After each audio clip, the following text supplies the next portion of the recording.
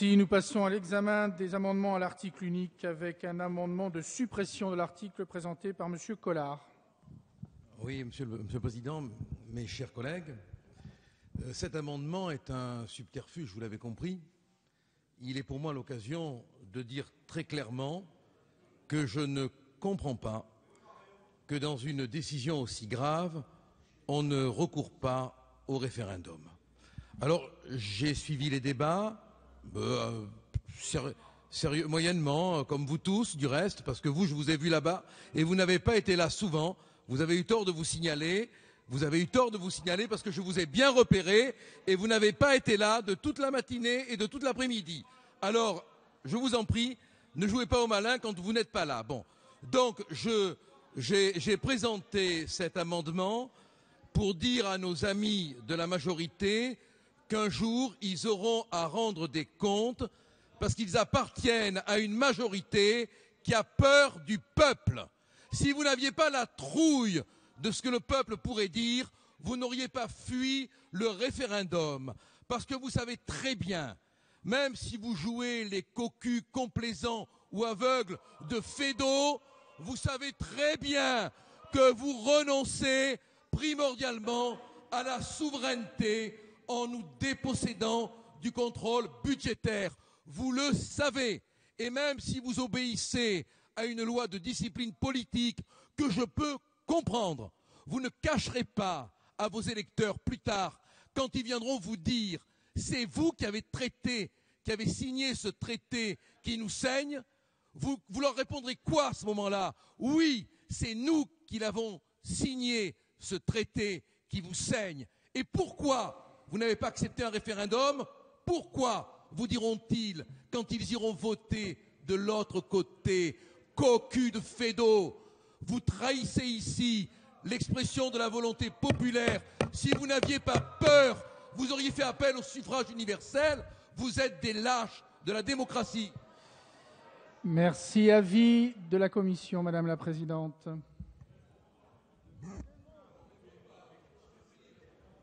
Bon, je crois que rien ne peut excuser non seulement les approximations, mais le travestissement de la réalité. Je suis navrée d'avoir à vous le dire, Monsieur Dupont-Aignan, c'est vous qui n'avez pas lu ce traité. Il n'y a pas de contrôle de la Cour de justice européenne sur le fond des choses, d'ailleurs. Pierre Lequillier est d'accord avec moi. Nous avons passé des heures et des heures à vous le démontrer, que ce soit en commission, que ce soit ici. Donc, je vous recommande de relire ce traité si vous ne l'avez pas fait, car j'ai l'impression que vous ne l'avez pas lu. Il n'y a pas de contrôle de la Cour de justice sur le fond des politiques, simplement sur la transposition en droit interne de la règle du déficit structurel. Je voudrais vous dire aussi que, là aussi, qu'est-ce que vous proposez? Qu'est-ce que vous proposez? Nous gardons l'intégralité de la possibilité pour ce Parlement de décider sur nos budgets. Nous avons bien entendu des règles communes pour faire vivre une monnaie unique. Alors, est-ce que vous préconisez qu'on supprime la monnaie unique? Si c'est oui, ben dites-le. Très bien. Alors, vous préconisez la suppression de la monnaie unique. Au moins, là, c'est clair. Quant à Monsieur Collard, je dirais simplement que moi, je n'aime pas les subterfuges et que, par conséquent, je demande le rejet de votre amendement. Avis du gouvernement? Rejet. Monsieur Dupont-Aignan.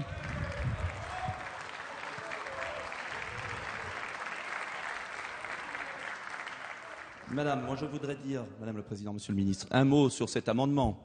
Et de la même façon, je vous répondrai sur un point. J'ai toujours été cohérent. J'ai été contre le traité de Maastricht. Je pense que la monnaie unique, devant nous, est en train de s'effondrer. En vérité, la seule légitimité de l'acceptation de ce traité, que vous savez au fond de vous-même, très mauvais pour la France, c'est de vouloir sauver l'euro. Le Premier ministre en a d'ailleurs témoigné de manière franche et honnête. Il a dit « Nous allons en gros renier nos promesses, nous allons plonger la France dans une cure d'austérité très difficile. » C'est ce qui va se passer. Vous pouvez rire, mais c'est ce qui va se passer. Mais en vérité, reconnaissons le mérite de la continuité, il faut sauver l'euro.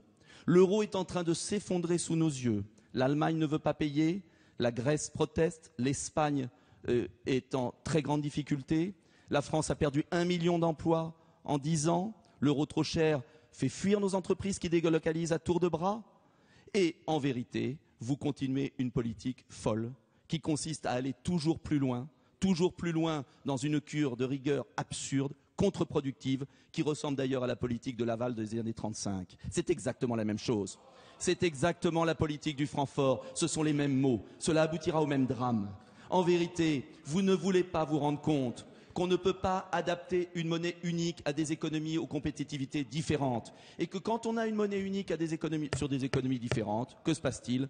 Ce sont les zones les plus productives qui recueillent les emplois, ce sont les zones les moins productives qui s'effondrent, et il faut une économie de transfert considérable. Monsieur Miard, dans notre débat, l'a très bien expliqué en parlant à la tribune. En vérité, ce traité, c'est le dernier soubresaut d'une monnaie unique qui va s'effondrer prochainement. Alors oui, j'assume, madame, qu'il vaut mieux une monnaie commune, bien organisée et bien structurée, qu'il vaut mieux des parités fluctuantes et avoir du développement dans tous les pays d'Europe, qu'il vaut mieux offrir un avenir à notre jeunesse plutôt que de les conduire à continuer ainsi à avoir comme destination le pôle emploi. Bien, je mets aux voix cet amendement de suppression qui a un avis négatif de la Commission, un avis négatif du gouvernement, qui est pour son adoption, qui est contre. Il est rejeté. Nous avons achevé l'examen du projet de loi. Je rappelle que la conférence des présidents a décidé que les explications de vote et le vote par scrutin public sur l'article unique du projet auront lieu le mardi 9 octobre après les questions au gouvernement. Prochaine séance demain à 9h30, texte de la commission mixte paritaire sur le projet de loi portant création des emplois d'avenir. La séance est levée.